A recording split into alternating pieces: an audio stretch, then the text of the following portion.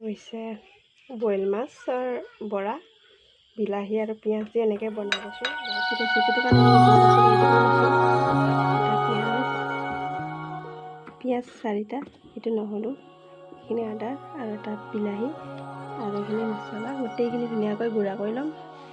এতিয়া মই ধুনীয়াকৈ এইখিনি কাটি লওঁ।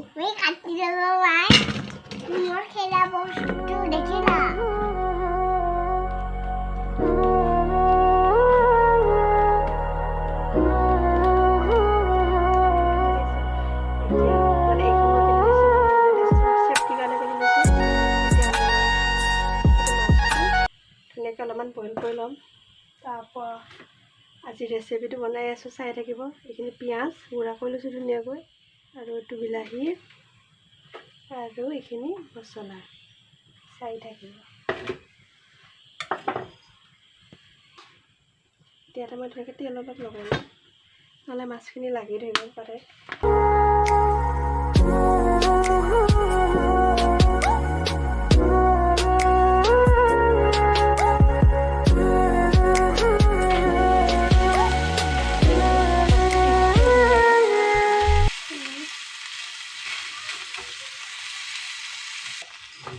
হৈ গৈছে, এতিয়া মই ধুনীয়াকৈ নামাই থৈ দিম। প্ৰথম কৈছিলোঁ মাছখিনি হেৰিয়ে হৈ গ'ল, এতিয়া মই ধুনীয়াকৈ মাছৰ পৰা এই কাটাবিলাক ওলাই দিম। থৈ দিওঁ, কাটাখিনি গোটেই বাছি দিম।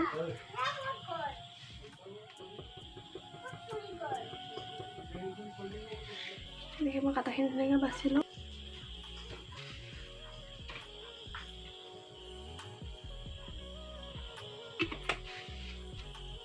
মাছখিনি পিটিকি ধুনীয়াকৈ বৰাবলৈ, এইখিনি হৈছে বেচন। ইয়াতে মই দিম এইখিনি আদা, নহৰু, জলকীয়া গোটেই দিয়া হৈছে। অলপমান মছলা দিম, আৰু এইখিনি হৈছে বেচনখিনি দিম। তেনেকৈ সানিম, সানি পেলাই ধুনীয়াকৈ এইখিনিতে অলপমান হেৰি দিম, তেল দিম।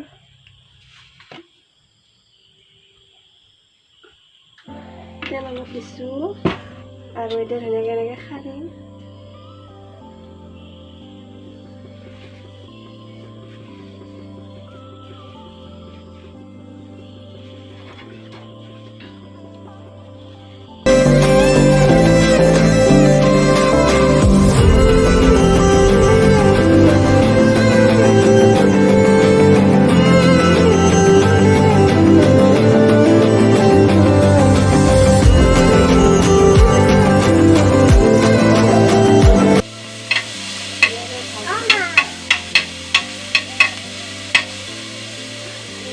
মছলাখিনি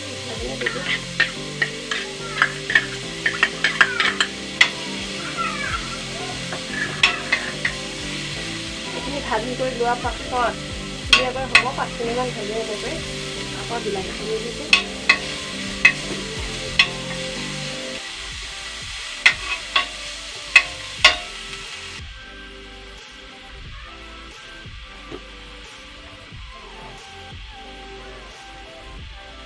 নিমখ আৰু হালধিটো আপোনালোকে যিমানখিনি দিব বিচাৰে, যিমানখিনি আঞ্জা সেই জোখৰ অনুসাৰি দিব লাগে। মই বেছি নবনাওঁ, অলপ বনাওঁ, মানে অলপ দিছোঁ। এনেকৈ মই এইবাৰ প্ৰথম খাম।